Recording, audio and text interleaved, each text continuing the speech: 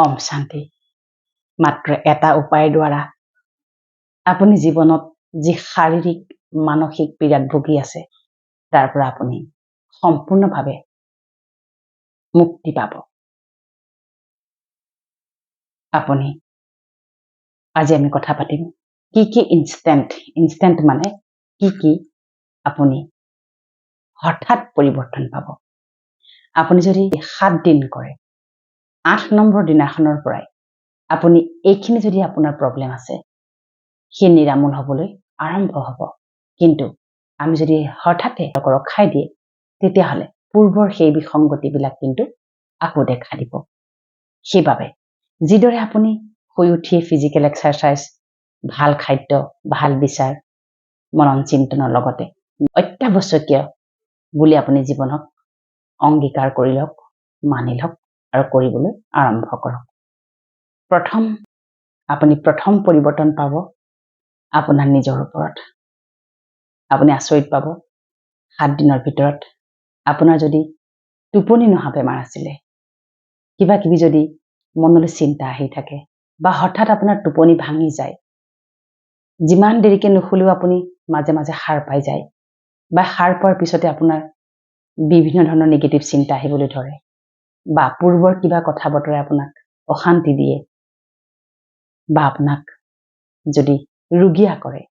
কিছুমানৰ কি হয়, ইনচোমিয়া বেমাৰত ভুগোতে টোপনি অনিদ্ৰাত ভুগোতে এই চকুৰ তলৰ অংশবোৰ ক'লা হৈ যায়। তাৰোপৰি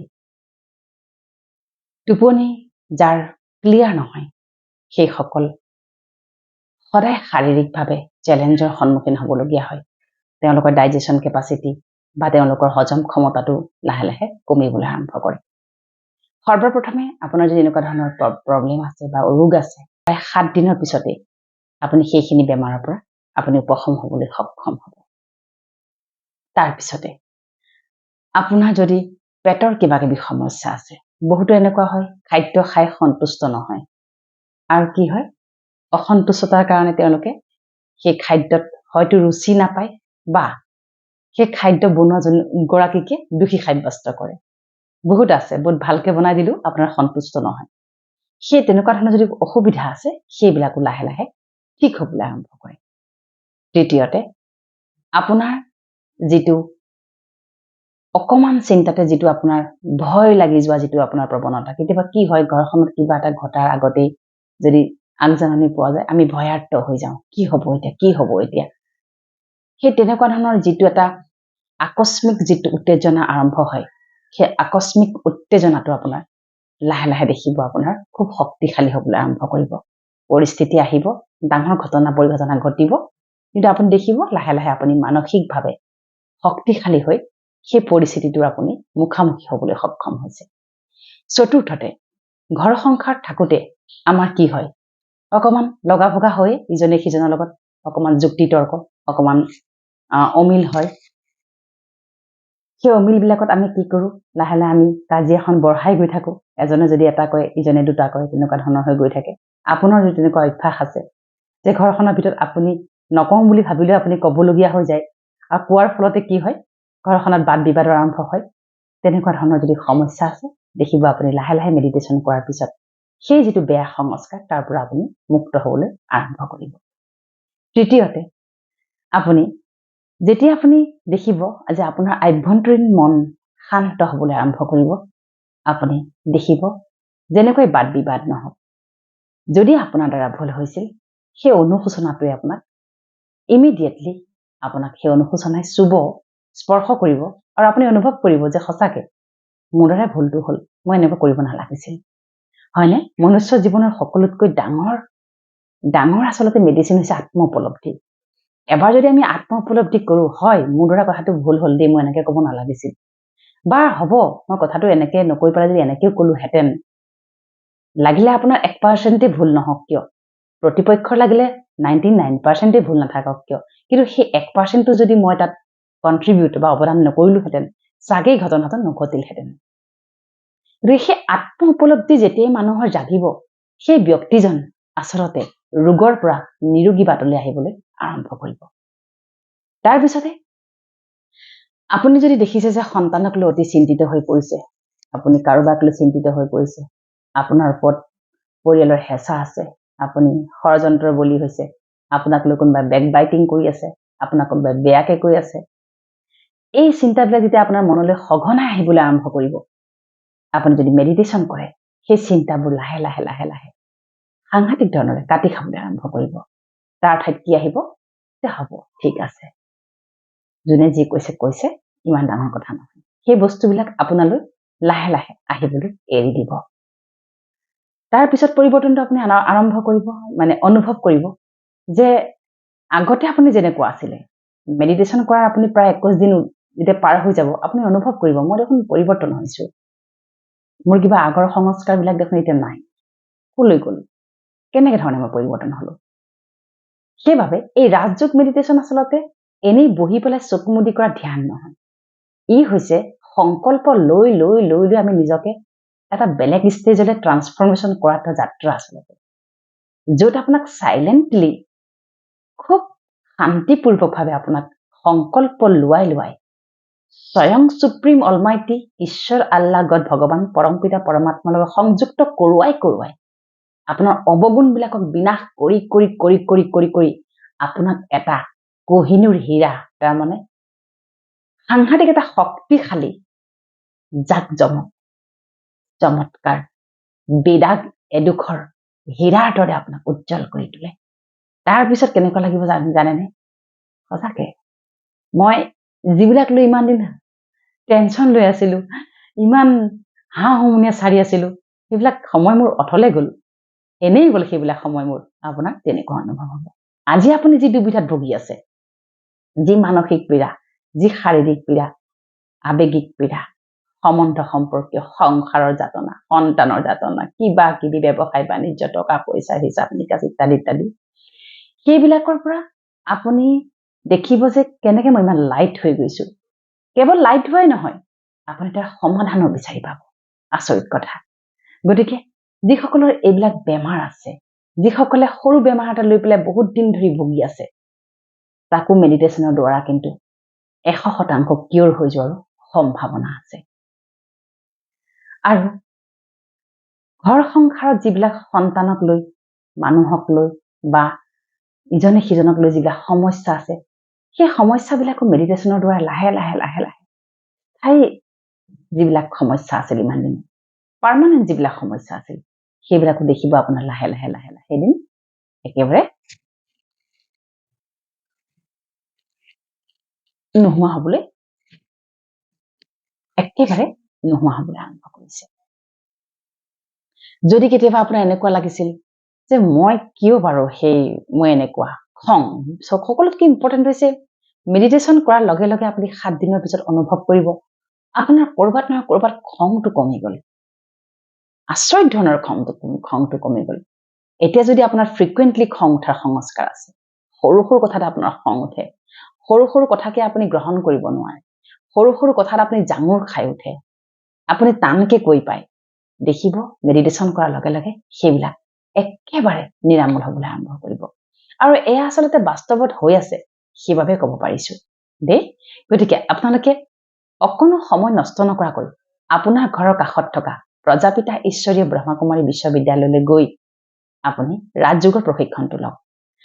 ৰাজযোগৰ প্ৰশিক্ষণটো লোৱাৰ পিছত যেতিয়া আপুনি ভাবিব যে মই পূৰ্ণাংগ ৰূপত মই কৰিব পৰা হৈছো, তেতিয়া আপুনি ঘৰত প্ৰেক্টিচ কৰক দেই। যেতিয়া আপুনি ঘৰতে প্ৰেক্টিচ কৰক আৰু ঘৰৰ বাতাবৰণটো আপুনি সলনি কৰক।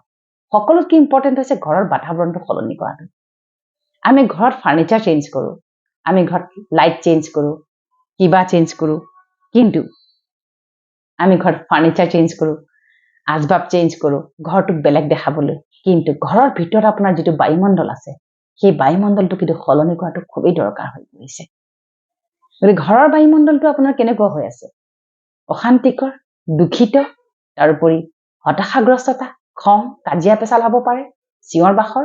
গতিকে আপুনি দেখিব আপুনি যেতিয়া ঘৰখনতে সাধনা কৰিবলৈ আৰম্ভ কৰিব, ঘৰখনতে যেতিয়া আপুনি ৰাজযোগৰ প্ৰশিক্ষণ আৰম্ভ কৰিব, নিজে কৰিবলৈ আৰম্ভ কৰিব, দেখিব ঘৰখনৰ বাতাবৰণ বহুত বেছি লাহে লাহে সলনি হ'বলৈ আৰম্ভ কৰিব। গতিকে ৰাজযোগৰ দ্বাৰা আপুনি বিৰাট পৰিৱৰ্তন সাধন কৰিব পাৰে, জীৱনত বিৰাট পৰিৱৰ্তন আপুনি সাধন কৰিব পাৰে। ৰাজযোগী হৈছে এতিয়া একমাত্ৰ মেডিচিন যি আপোনাক সৰ্বাংগীন সকলো ফালৰ পৰা আপোনাক যিকোনো সমস্যাক আপোনাক 50% লগে লগে ৰিলিফ দিবলৈ সক্ষম হোৱা এটা আচলতে আমাৰ কি বুলি ক'ম প্ৰচেষ্টা বা এটা অভ্যাস বুলি ক'ব পাৰি যাক আপুনি জীৱনত অত্যাৱশ্যকীয় এটা ব্যৱহাৰিক দিশত অত্যাৱশ্যকীয় এক্সাৰচাইজ হিচাপে আপুনি ল'বলৈ আৰম্ভ কৰক দেই এই ৰাজযোগ আপোনাৰ ঘৰৰ কাষত থকা প্ৰজাপিতা ঈশ্বৰীয় ব্ৰহ্মকুমাৰী বিশ্ববিদ্যালয়ত বিনামূলীয়াকৈ শিকোৱা হয় সম্পূৰ্ণ বিনামূলীয়াকৈ কেৱল আপুনি আধা ঘণ্টা সময়লৈ সদায় যাব লাগিব শিকিব লাগিব তাৰপিছত আপুনি যেতিয়া পূৰ্ণাংগ হ'ব ঘৰত তাৰ অভ্যাস কৰিবলৈ আৰম্ভ কৰক ৰাজযোগৰ দ্বাৰা আপুনি বিভিন্ন সমস্যাৰ পৰা মুক্ত হ'ব পাৰিব যাৰ ডিপ্ৰেছন আছে যাৰ এংজাইটি আছে যাৰ অভাৰ থিংকিং নামৰ বেমাৰ আছে যি অনবৰতে নিজকে দুখী দুখী লাগি থাকে যাৰ মন দুখে অশান্তিয়ে একাকাৰ কৰি আছে সেই সকলে কিন্তু ইমিডিয়েট ৰিলিফ পাবলৈ সক্ষম হ'ব কিন্তু তাৰ প্ৰেক্টিছ সাধনা আমি চলাই থাকিব লাগিব গতিকে আপোনালোকে ইমিডিয়েটলি আপোনালোকৰ মানসিক স্বাস্থ্য শাৰীৰিক স্বাস্থ্য আৰু আৱেগিক স্বাস্থ্য এতিয়া সকলোতকৈ যেটো আমাৰ কি বুলি কম চ্যালেঞ্জিং সকলোতকৈ আমাৰ যেটো এটা চ্যালেঞ্জিং যেটো এটা স্বাস্থ্য হৈছে হেতু হৈছে আৱেগিক স্বাস্থ্য মানে কি আৱেগিক স্বাস্থ্য মানে হৈছে যে যদি আপোনাৰ অকমানতে খং উঠে তাৰ মানে আপুনি আৱেগিকভাৱে সুস্থ নহয় যদি আপোনাৰ অকমানতে খিংখিঙে ভাব আহে সৰু ডাঙৰ কথাতে টিঙিচকে মাৰে কাৰো কথা সহ্য কৰিবলৈ মন নাযায় আপুনি যেটো অপিনিয়ন দিয়ে হেতুকে আপুনি ৰাইট বুলি ভাবি আছে আপোনাৰ যদি কাৰোৰে কথা বতৰাক আপোনাৰ ইমান প্ৰাধান্য দিবলৈ মন নাযায় তেতিয়া মানে আপোনাৰ আৱেগিক স্বাস্থ্য চেক কৰাৰ সময় সমাগত কিন্তু আৱেগিক স্বাস্থ্য চেক কৰাৰ তেনেকুৱা ডক্টৰ পৃথিৱীত নাই দেই সেয়া কেৱল মেডিটেশ্যনৰ দ্বাৰা সেই আৱেগিক স্বাস্থ্যক আমি 100% নিৰোগী অৱস্থালৈ লৈ আনিব পাৰোঁ গতিকে যাৰ লোভ বেছি মোহ বেছি কিছুমানৰ বহুত মোৰ পদবী মানে এনেকুৱা ধৰণৰ মোহ থাকে ক'ৰবাত মেল মিটিঙত মোক ভালকে সন্মান নিদিলে মোক গামোচা নিপিন্ধালে মোক প্ৰথম আসনত বহিব নিদিলে মোক ষ্টেজত কথা পাতিব নিদিলে যাৰ সামাজিক মোহ থাকে যে মই সামাজিকভাৱে মোক স্বীকৃতি নিদিলে মই ইমানখিনি কষ্ট কৰি থাকিলো তেনেকুৱা যাৰ সামাজিক মোহ থাকে মই বৰ মানে মোতকে বিশাল পণ্ডিত পৃথিৱীত কোনো নাই এনেকুৱা ধৰণৰ যাৰ এটা থাকে যে সেই মোহটোৰ পৰা আপোনাক লাহে লাহে মেডিটেশ্যনে কি কৰিব আঁতৰিব লাগিব নহলে আপুনি মোহত আবদ্ধ হলে সেই মোহে এদিন আপোনাক বৰবিষ কৰিব আৰু আপুনি যিমান বৰবিষ পান কৰিব আপোনাৰ হাৰ্ট এটাক হৈ আপোনাৰ মৃত্যুৰ মুখত পৰিব পাৰে গতিকে এই বৰবিষ বিলাকৰ পৰা আঁতৰিব লাগিব তাৰোপৰি যিবোৰ দেখাত প্ৰথমতে খুব মিঠা মধুৰ লাগে জীৱনৰ সৰ্বস্ব যেন লাগে হয়নে কি ভাল লাগে যে কোনোবা যদি প্ৰশংসা কৰে স্তুতি কৰে আমাক কোনোবা যদি আমাক বাহ কৰে কোনোবা যদি আমাৰ লগতে সুৰ মিলাই হয় কৰে আমাৰ খুব ভাল লাগি যায় সোশ্যাল মিডিয়াত কিবা এটা দি দিছো সকলোৱে হয় বুলি তালি মাৰি যায় খুব ভাল লাগিছে এই যে যেটো প্ৰৱণতা ভাল লাগি থকা যেটো প্ৰৱণতা আজি সকলোৱে হাত চাপৰি মাৰিছে ভাল লাগিছে এনে হঠাতে যেতিয়া ভাল নাপায় অপোজিট কমেন্টটো আহি যাব মানুহে গালিগালাজো কৰি দিয়ে কেতিয়াবা তেতিয়া কিন্তু সেই ব্যক্তিজন হয়তো ডিপ্ৰেছনৰ ৰোগী হ'বলৈ ধৰে তেনেকুৱা ধৰণৰ ফোন কলছ মোলৈ আহে গতিকে সেইবিলাক বৰবিষ আনৰ মিথ্যাচাৰ আনৰ স্তুতি আনে কৰা প্ৰশংসাৰ মূল্য সদায় 0 বুলি ভাবিব পৰমাত্মাৰ মহাবাক্য স্তুতি আৰু নিন্দা তোমাৰ বাবে সমান হ'ব লাগিব তেতিয়াহে তুমি জীৱন নামৰ যুদ্ধত জয়ী হ'ব পাৰিবা তাকো পৰীক্ষাটিৰে আনন্দৰে আৰু কিভাৱে সন্তুষ্টতাৰে এটা পৃথিৱীত চব আছে সন্তুষ্টতা নাই আৰু অলপ পোৱাহেঁতেন আৰু কিবা কৰিব পৰাহেঁতেন আৰু টকা পইচা কমাব পৰাহেঁতেন আৰু কিবা কৰিব পৰাহেঁতেন আৰু এই দিল মাংগে মোৰ ওয়ান্স মোৰ আজি পৃথিৱীত চবে ওয়ান্স মোৰৰ পিছত দৌৰি আছে গতিকে সেইবিলাকতো ফুল ষ্টপ লাগিব কেতিয়া মেডিটেশ্যনৰ দ্বাৰা আপুনি যে মেডিটেশ্যনত বহিব আপুনি যিখন পৃথিৱীক লৈ পেলাই ইমান গৰ্বিত হৈ আছে ইমান সুখী হৈ আছে যিখন পৃথিৱীত আপুনি সুশান্তি বিচাৰি হাবুডুবু খাইছে কম্পিটিশ্যনত আপুনি দৌৰি আছে আপুনি দেখিব মেডিটেশ্যন কৰাৰ পিছতে সেই দুনিয়াখন আপোনাৰ সলনি হ'বলৈ আৰম্ভ হ'ব আপোনাৰ বাবে তাতকৈ বহুত বেছি বিশাল এখন দিব্য ডিভাইন পৃথিৱীৰ আৰম্ভণি হ'ব য'ত আপুনি নিজকে এগৰাকী সম্ৰাট হিচাপে প্ৰিন্স হিচাপে ৰাজকুমাৰী হিচাপে নিজক আপুনি নিৰ্বাচন কৰিবলৈ সক্ষম হ'ব কিয় কাৰণ কোটিৰ মাজত আপুনি এগৰাকী বিশেষ হিচাপে নিজকে দেখিবলৈ সমৰ্থ হ'ব। গতিকে আহক আমি ৰাজযোগৰ দ্বাৰা আমাৰ এই জীৱনটোকে আমি যিটো কৰাল মাৰি গৈছে, যিটো ডুপ্লিকেট হৈ গৈছো আমি, আমাৰ আচল যিটো অস্তিত্ব, আত্মাৰ যিটো অস্তিত্ব, আমি এডোখৰ কহিনুৰ হীৰাৰ দৰে চমকি উঠি আহোঁ। তাৰোপৰি ৰাজযোগৰ দ্বাৰা আপুনি আপোনাৰ ঘৰ সংসাৰক কণ্ট্ৰল কৰিব পাৰিব। আপোনাৰ ঘৰ সংসাৰত চলি থকা বাদ বিবাদ অপবাদ সকলোকে আপুনি সমাধান কৰিব পাৰিব, মুহূৰ্তত পাৰিব। ইমান শক্তি আপোনাৰ ভিতৰলৈ, আধ্যাত্মিক শক্তি আপোনাৰ ভিতৰত জাগ্ৰত হ'ব। গতিকে আপোনাৰ জীৱনটো সুখ শান্তি আনন্দ প্ৰাচুৰ্যৰে পৰিপূৰ্ণ হওক, তাৰে কামনাৰে